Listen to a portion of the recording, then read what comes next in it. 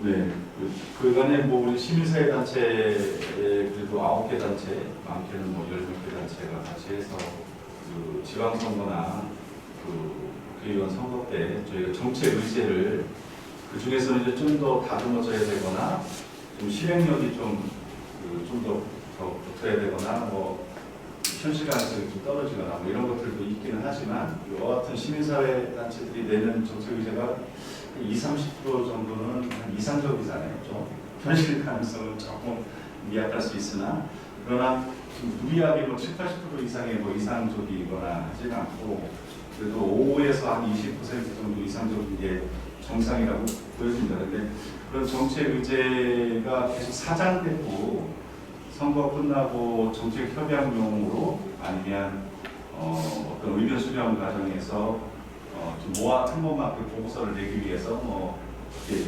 일회성은 아니지만 그런 한시적으로 그렇게 좀 이렇게 뭐라고 해야 되나 이렇게 좀 과정에서 준비되기도 하고 했는데 그게 그냥 좀 사장되는 게 너무 좀 아쉽다는 생각이 들어서 저희는 의회에서 이런 걸 좀 다뤄졌으면 좋겠다, 이런 정책 그 행감이 됐으면 좋겠다라고 하는 측면에서 그 일단은 저는 한 가지 측면에서는 꼭 우리가 정책 검증만 해야 되나, 의회가 정책을 제안할 수도 있는 거 아닌가? 그러니까 그 유사한 사업에 연결을 시키든지 아니면 새로운 사업을 좀 제일 무서워하는 게 아니 무섭다기보다는 제일 좀 답답한 게 신규 사업을 못 하잖아요. 항상 집행부하고 또 협의를 해야 되고 집행부가 노하면 노하거나 이건 어렵습니다라고 아주 강력하게 하면 그 새로운 좋은 사업들이 있어도 다른 시도에서 하고 있는 것들 중에서도 뭐 좀 하고 싶어도 못하는 게 너무 많잖아요.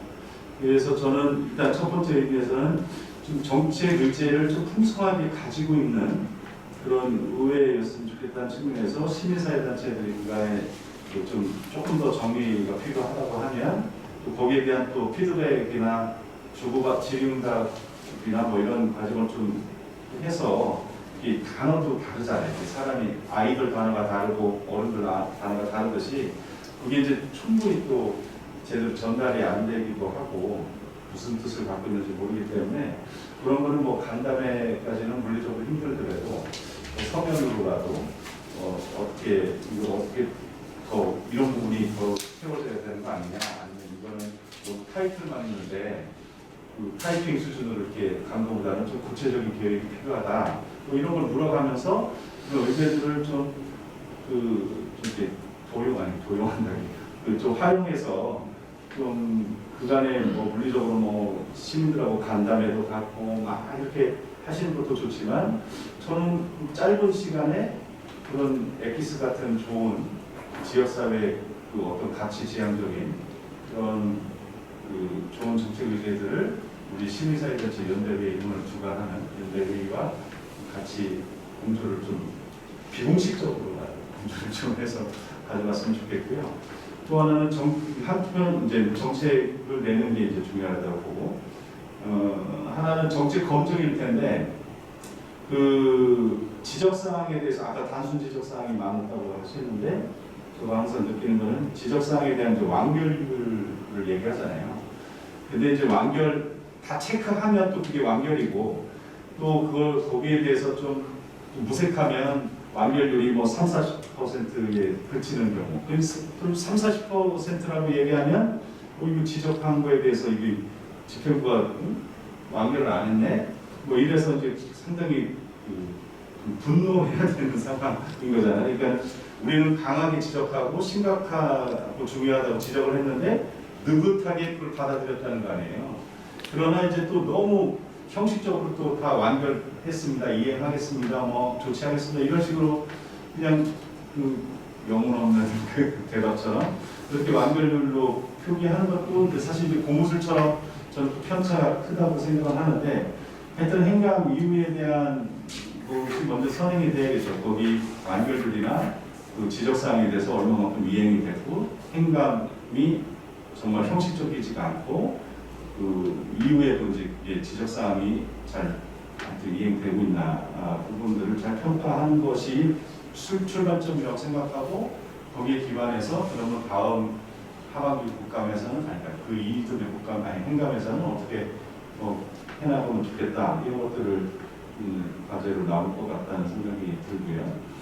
그리고 또 하나는 이제 조금 부수적인 건데 그 노페이퍼 그러니까 종이 없는 행감을 부분적으로라도 한번 시행을 해보면 어떤가. 그러니까 전체를 다 종이가 하나도 없는 행감을 해보기는 어려울 거예요. 국감 같은 데는 의원실 한 군데에 오는 자료가 거의 뭐 1000장까지 답니다. 그러니까는 요즘 디지털 자료로 또 돼 있으면 찾기도 쉽고 이럴 텐데 요즘은 뭐 노트북이나 태블릿 PC나 뭐 전자 파일이나 USB나 이런 걸로도 또 자료 추가 요구하더라도 그래서 저는 좀 그런 노력 그러니까 하여튼 그런 걸 아예 선언을 하고 좀 도입을 해서 그 종이 없는 아니면 노페이퍼 행감을 한번 좀 해보자 이런 시도도 의장님께서 좀 나서 해주셨으면 좋겠다는 생각이 들고 또 하나는 이제 저는 이슈가 너무 없다.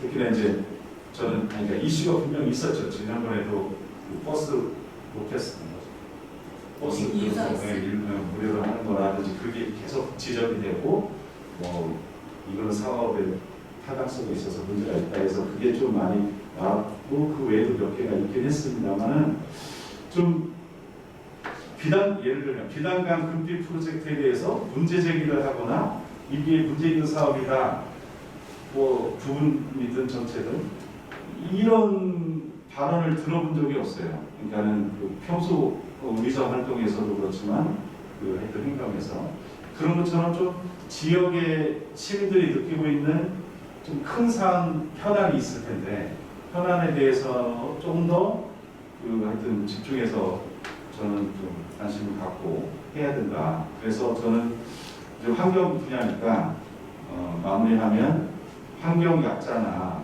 교통 약자도 마찬가지고 또 생태적 약자들도 있지 않습니까?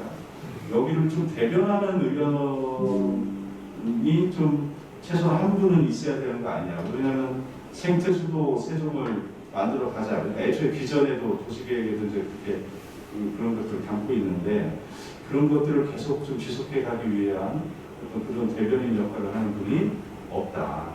의장이 이제 그걸 많이 좀 하시긴 했지만 그래서 그런 부분들도 좀 전략적으로 당내에서 좀 이렇게 역할 분담이나 그런 부분들에 대한 논의도 좀 필요하다고 생각합니다. 네.